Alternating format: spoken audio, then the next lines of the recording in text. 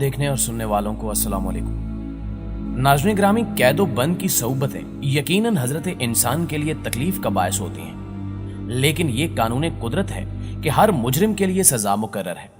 ये सिलसिला कई सदियों से चलता आ रहा है। जमाना कदीम में काल कोठड़ी को कफस के नाम से पुकारा जाता था, जिसे अमूमी तौर पर एक पिंजरे से तशबीह दी जाती है। आज की इस वीडियो में हम आपको कफस की कहानी बताएंगे और यह भी बताया जाएगा कि सल्तनत उस्मानिया के बादशाहों को कफस में बंद क्यों किया जाता था। इस दिलचस्प और तारीखी वीडियो की तफसील जानने से कबल आप देखने और सुनने वाले मुअज़्ज़िज़ दोस्तों से सिर्फ इतनी गुजारिश है कि वीडियो को स्किप किए बगैर आखिर तक जरूर देखिएगा, ताकि आप इन कीमती मालूमात से मुकम्मल तौर पर मुस्तफीद हो सके। तो आइए चलते हैं मौजू के असल हिस्से की जानिब। मुअज़्ज़िज़ नाज़रीन ग्रामी, कफस की कहानी शुरू होती है सल्तनत उस्मानिया से। ये बात यकीनन आप सभी जानते होंगे कि तख्तो ताज की खातिर दुनिया में बड़े फसादात बर्पा हुए। माजी में कई ऐसे मिसालें मौजूद हैं जिनको पढ़ने और समझने के बाद ये बात वाज़ेह होती है कि तख्त के लालच में बेटे बाप को और बाप बेटों को कत्ल करवा दिया करते। कुछ ऐसा ही सल्तनत उस्मानिया में भी देखा गया। शाही खानदान के फर्द तख्त हासिल करने के लिए कई कई चालें चलते और इस दौरान सल्तनत उस्मानिया के कई खूबरू शहजादे कत्ल करवाए गए। कई सुल्तान आए और गए, मगर ये रिवायत दिन ब दिन बढ़ती ही गई। ये जानकर आपको हैरत का झटका लगेगा कि सुल्तान मोहम्मद फातेह ने कत्ल की इस रिवायत को एक कानून में बदल दिया था। सुल्तान मोहम्मद फातेह ने एक हुक्मनामा जारी किया जिसके तहत हर नए बनने वाले सुल्तान पर यह लाजिम था कि वो अपने तमाम भाइयों और इनके बेटों का कत्ले आम करे। यहां तक कि शीरखार बच्चों को भी इस कानून की भेंट चढ़ा दिया गया। मुअज़्ज़िज़ दोस्तों, सुल्तान मोहम्मद फातेह की जानिब से जारी करदा इस कानून ने सल्तनत उस्मानिया को ज़वाल पजीर कर दिया, क्योंकि इस अजीबो गरीब कानून के बायस उस्मानी खानदान सुकड़ता चला गया। यह सूरत हाल देखकर सल्तनत उस्मानिया के चंद दानिशवरों ने यह खदशा जाहिर किया कि अगर ऐसे ही चलता रहा तो उस्मानी खानदान का वजूद ही खत्म हो जाएगा। इस खदशे को संजीदगी से लिया गया और अमली इकदामात करने का सोचा जाने लगा, जिसके बाद सल्तनत उस्मानिया के शाही महल के बीचों बीच एक इमारत की तामीर का हुक्म दिया गया। ये इमारत पिंजरे से मुशाबहत रखती थी और इसे कफस का नाम दिया गया। इस इमारत की तामीर के बाद जब भी कोई उस्मानी सुल्तान बरसरे इक्तिदार आता तो वो अपने सारे भाइयों और भतीजों को उस पिंजरे में कैद कर देता, और जैसे ही उस सुल्तान के घर पहला बेटा पैदा होता तो उसके तमाम कैदशुदा भाइयों और भतीजों के गले रेशम की डोर से काट दिए जाते। हैरान कुन तौर पर यह सिलसिला कई नस्लों तक चलता रहा। कफस नामी इस इमारत में कई सौ शहजादों को कैद किया गया और बाद में उनके गले काटकर उन्हें मौत के घाट उतार दिया जाता, और यह सब सिर्फ तख्त और बादशाहत के लिए किया जाता रहा। नाज़रीन मोहतरम, कई सालों तक जब यह सिलसिला न रुका तो बेशतर शाही अफराद ने इस हवाले से बगावत करने की कोशिश की और इस कानून को खत्म करवाने के लिए काफी तगोदौ की गई, लेकिन नतीजा बेसूद रहा।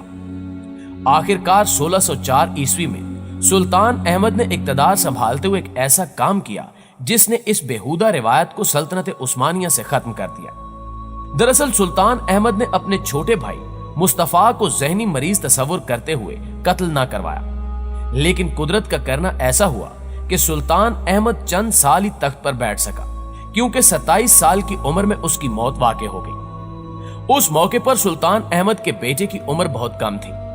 कमसिन होने की वजह से वो शाही तख्त के अमूर संभालने के काबिल नहीं था, जिसके बाद यह तय किया गया कि शाही तख्त की तमाम तर जिम्मेदारी सुल्तान अहमद के छोटे भाई मुस्तफा को दे दी जाए। तारीखदान ये भी लिखते हैं कि सल्तनत उस्मानिया के तख्त पर बैठने वाले मुस्तफा अव्वल हकीकत में ज़हनी मरीज और मजजूब थे। ताहम तारीख का पांसा पलटा और सुल्तान मुस्तफा अव्वल को कफस से निकालकर शाही तख्त पर बिठा दिया गया, जिसके बाद सल्तनत उस्मानिया से भाइयों को कत्ल करने की रस्म का खात्मा हुआ। लेकिन कफस की कैद का फैसला ना हो सका। सुल्तान मुस्तफा अव्वल के दौरे हुकूमत के बाद भी शाही शहजादों को कफस में कैद रखा जाता। मुअज़्ज़िज़ दोस्तों, तारीखी कुतुब का मुताला बताता है कि जब भी किसी नए शहजादे को तख्त पर बिठाने की बारी आती तो शाही खानदान के मोतबर और दाना अफराद कफस नामी इमारत की जानिब दौड़ते और फिर वहां कैद किसी एक शहजादे का इंतखाब किया जाता, जिसके बाद खुदा खुदा करके उस शहजादे की कैद का खात्मा होता और उसे शाही तख्त का जिम्मेदार और वारिस बना दिया जाता। کہا جاتا ہے کہ سلطنت عثمانیہ کے معروف بادشاہ مصطفیٰ اول کے دور کے بعد قفس میں قید ایک شہزادے کا تعین وقت سے پہلے ہی کر لیا جاتا تھا اور پھر اسے اسی قید میں رکھ کر امور سلطنت سکھائے جاتے۔ ایسا کرنے کا ایک فائدہ یہ ہوتا کہ جب وہ شہزادہ تخت پر براجمان ہوتا تو اسے تمام تر اصول اور قاعدے معلوم ہوتے اور وہ بہتر طریقے سے اپنی سلطنت کو سنبھالتا۔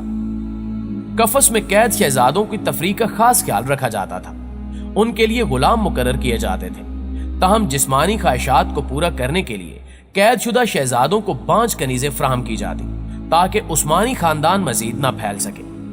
کہا جاتا ہے کہ قفس کی قید کا یہ سلسلہ سلطنت عثمانیہ کے آخری سلطان محمد VI تک چلتا رہا۔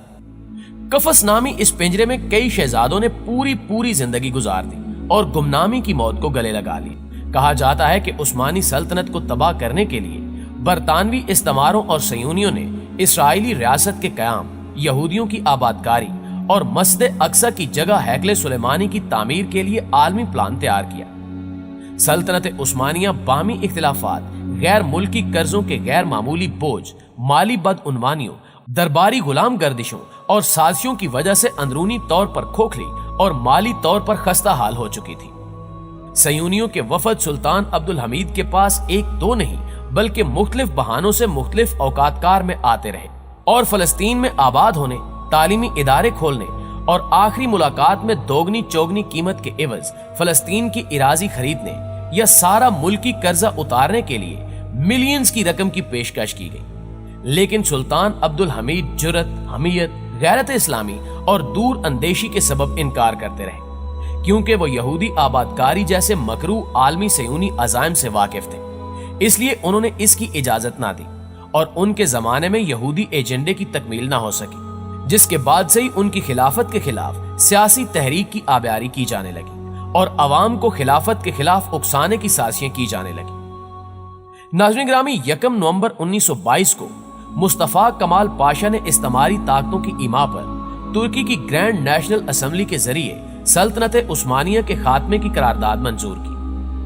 اس وقت کے خلیفہ اسلام عثمانی سلطان محمد وحید الدین ششم کو اٹلی کی طرف ملک بدر کیا گیا اور ان کے قریبی رشتہ دار عبدالحمید آفندی کو آخری اور علامتی عثمانی خلیفہ بنایا گیا، مگر 3 مارچ 1924 کو ترکی کی قومی اسمبلی نے ایک مرتبہ پھر اسلام دشمنی اور مغرب پروروں کا ثبوت دیتے ہوئے اتا ترک کی قیادت میں اسلامی خلافت کے خاتمے کا قانون بھی منظور کر لیا۔ سلطنت عثمانیہ ختم ہو گئی اور یوں دنیائے اسلام رحمت عظیمہ خلافت اسلامیہ سے محروم ہو گئی۔ اسلامی شریعت کو معطل کر کے سرزمین خلافت کو چھوٹی چھوٹی ریاستوں میں تقسیم کرنے کے بعد ہر ایک کو اپنا آئین، قانون، قومیت اور جھنڈا تھمانے کے ساتھ امت کا شیرازہ بکھیر دیا گیا۔